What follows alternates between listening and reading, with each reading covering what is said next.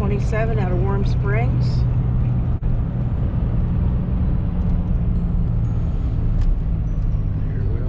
Here we are, coming up to the loop-de-loo. Roundabout. Mark calls them loop-de-loos. That way would be Greenville. That's the way we usually go, but not today. Today, we're pulling in here off of 18 to show you guys this really cool old building. Everyone, welcome to Histories and Mysteries with me, Sally, and there's Mark walking around right there. We are at this loop-de-loo out of between Greenville and Warm Springs. I'm going to show you this cool building.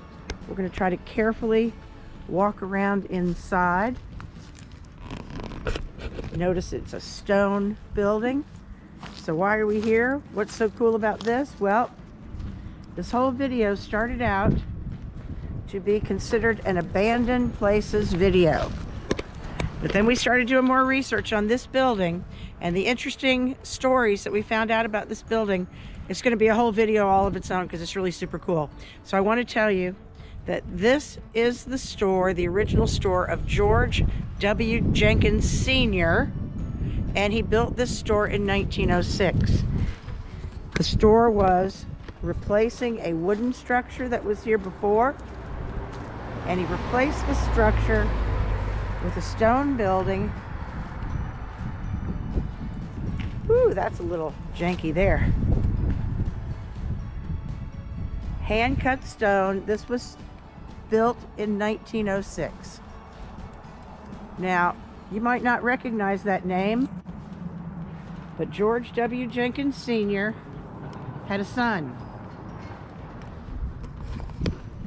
The son name was George W. Jenkins Jr.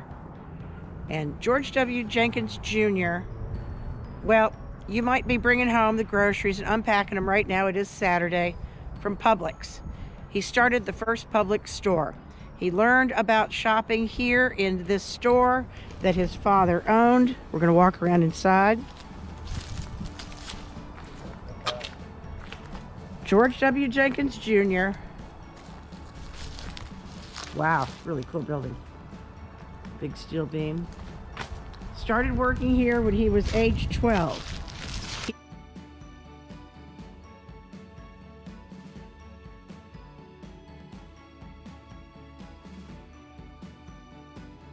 He was one of 8 of the Jenkins children.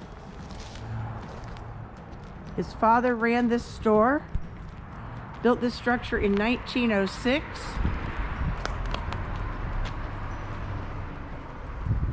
Until about the 1920s, when the boll weevil. I'm thinking that's the old safe one. That's what I'm wondering, yeah. We'll go in there in just a second.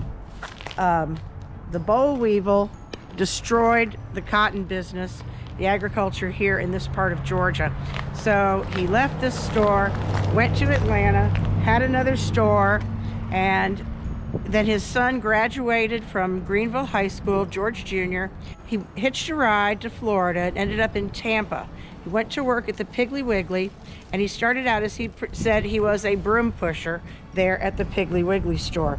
And he worked there for about a year, and the store closed, wasn't doing well, and he had become manager of the store, but the store just wasn't doing well, and it closed. And after that store closed, well, George W. used all of his savings, $1,300 in savings, and bought himself a car and started the first Publix down in Winter Haven, Florida.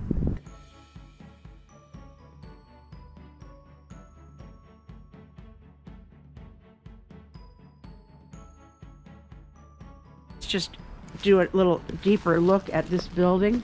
Here's one of the doors. See if we can see anything on the walls that might have been original.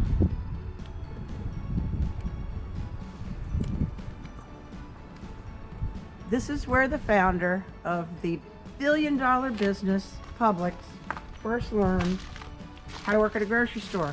The lessons he learned here with his dad, he carried on with after he opened the Publix Corporation in Florida. Now, Mark was talking about this. I want to show you this door.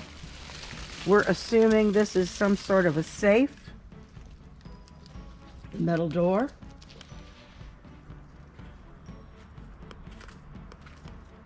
George W. Jr. was said that this store sold everything from coffins to collar buttons.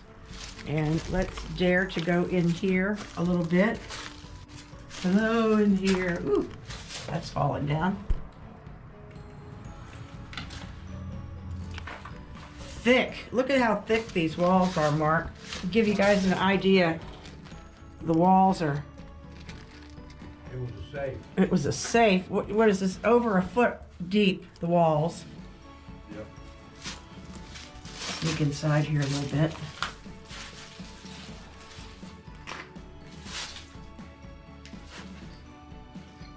Pretty cool place. Ooh, there's a bat in there. What? I just found a bat hanging inside here. Absolutely no kidding. Bad in there? There is a bat hanging on the wall. Now? Yes, right now. Alive? Alive. There he is. I don't want to get him stirred up or he flies out on me. I'm gonna let Mark go in there and look and see the bat hanging just to the left inside the door.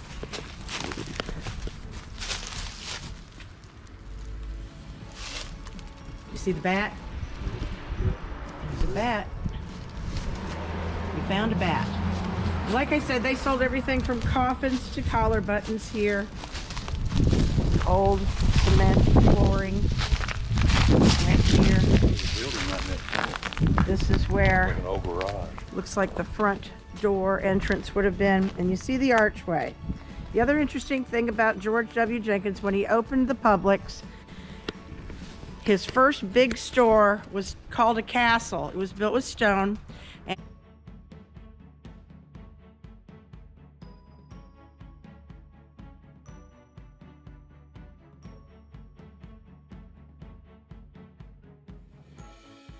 And when he opened that store, it was revolutionary in the grocery store industry. It had electronic door openers, it had refrigerated cases where you would get your food, and it had an open dairy case.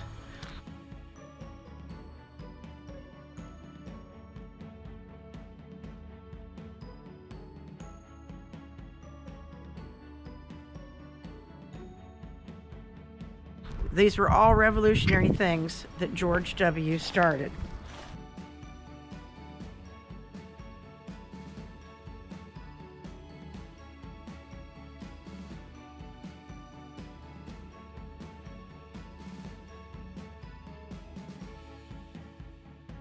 And this is no doubt where he learned the grocery business, right here in what is considered Harris City, Georgia, between Greenville and Warm Springs.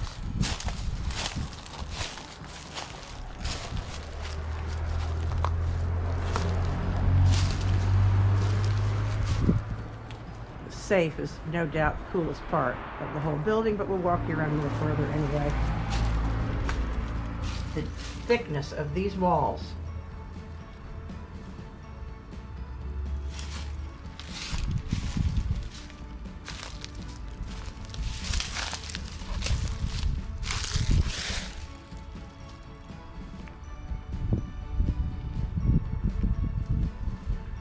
Now, his dad, George Sr., did move to Atlanta, opened a store there because of the boll weevil.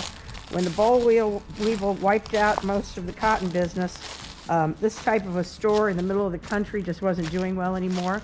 So he moved his family to Atlanta. And that's where George W. started his first little part-time job at a Piggly Wiggly store there in Atlanta. Still showing you this really cool structure. We'll sneak in here a little bit. Taken over with vines. Back side of the safe.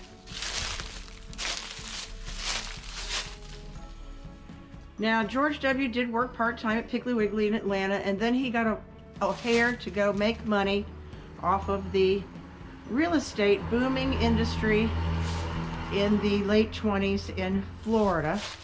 And he went down there in 1925, but he didn't really do well at the real estate industry, so he went to work again for a Piggly Wiggly. Like I said, he described himself as a broom pusher.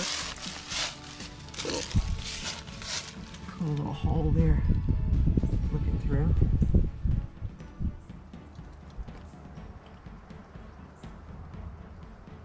Now, when that store that he worked at, the Piggly Wiggly, when it did fail and he went to start his own stores, one of the things he did was he didn't want the stores to be, he was the owner, of course, but he wanted the employees to feel like they owned part of the store. So what he did was he offered up shares of stock into Publix by the employees. The theory was that if you owned part of the company, then you would work harder to give a great customer experience. He was also very well known for giving a lot of money away to charity. Now, one of the things he did as far as the stocks went was not all of the employees were making, enough money really to afford stocks. So he went to some of these employees and said, I really want you to own part of the company. I want you to feel like you're part of the Publix company. So he offered them stock that they could pay for over a 50-week period. And this way, even the baggers and the less highly paid employees could have a way of purchasing stock and actually owning the company. Now, as of 2023, which it just turned now, Publix makes about $36 billion in profits in a year. So from this lowly start of this little store in a small town in Georgia, George W. Jenkins went on to be the operator of a billion-dollar company.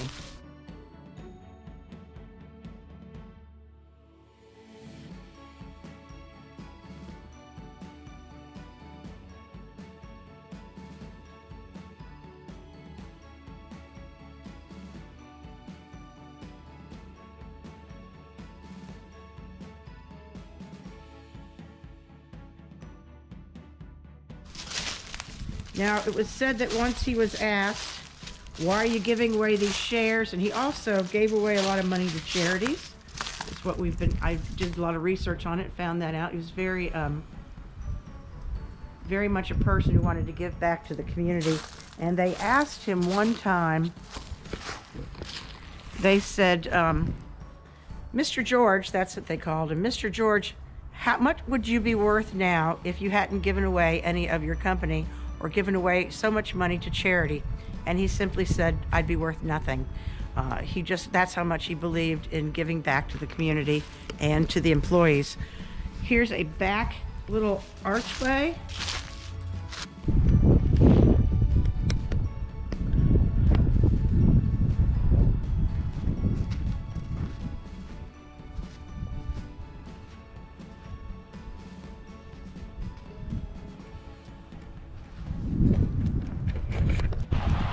Wanted to get a picture of this cool little place. Got a neat little mural. Don't know what it was. Old curtains in the window. And look at this. Some sort of little business. I love those posts there that are trees.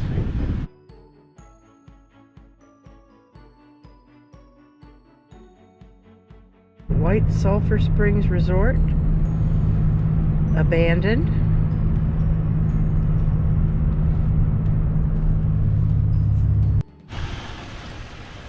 Another old place. Birds flying in and out. Got an old well. Of course, this area is known for the springs. Just wanted to show you this cool old house. Really neat.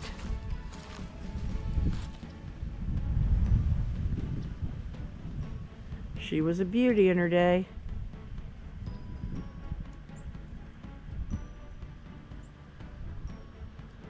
Cool old house. We're down here in Pine Mountain. Reminds me of Helen.